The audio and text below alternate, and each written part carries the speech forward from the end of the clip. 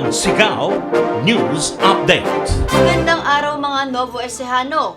Ako po si Amira Mercado at narito ang mga balitang aalingaw-ngaw sa oras na ito. Matagal na umanong pinaghahandaan ni Senador Laila de Lima ang nais na mangyari ni Pangulong Rodrigo Duterte na bubulok ito sa bilangguan.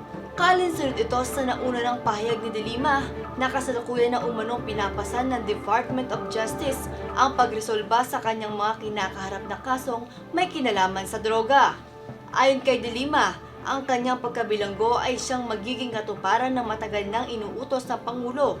Kagaya ng sinapit ng dating Pangulong Gloria Macapagal Arroyo, ang naisang Pangulo na mangyari rin sa kanya.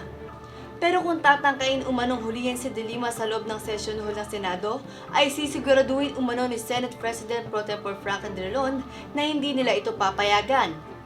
Sa balitang lokal, binigyang parangal ng Nueva Ecija Provincial Police Office sa pangunguna ni Police Senior Superintendent Antonio Yara ang mga natatanging miyembro ng kapulisan sa lalawigan dahil sa matapat at huwarang pagganap sa tungkulin bilang mga alagad ng batas.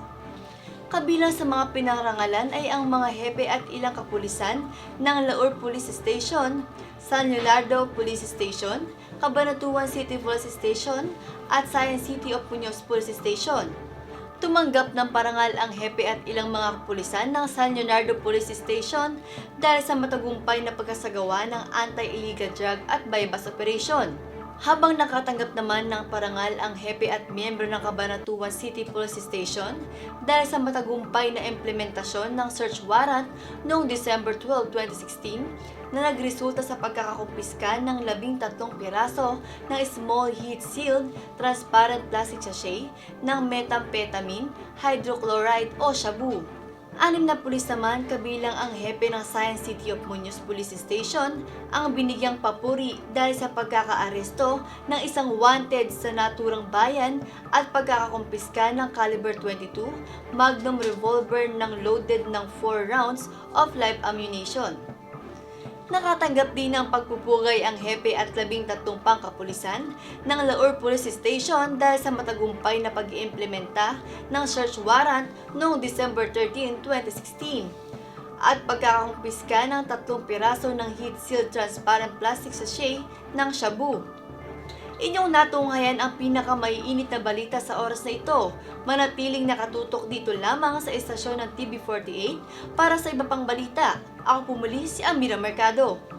Manatiling updated sa mga balita, bisitahin ang aming website sa www.doublepay.com at Facebook page ng Nueva Ecija TV48.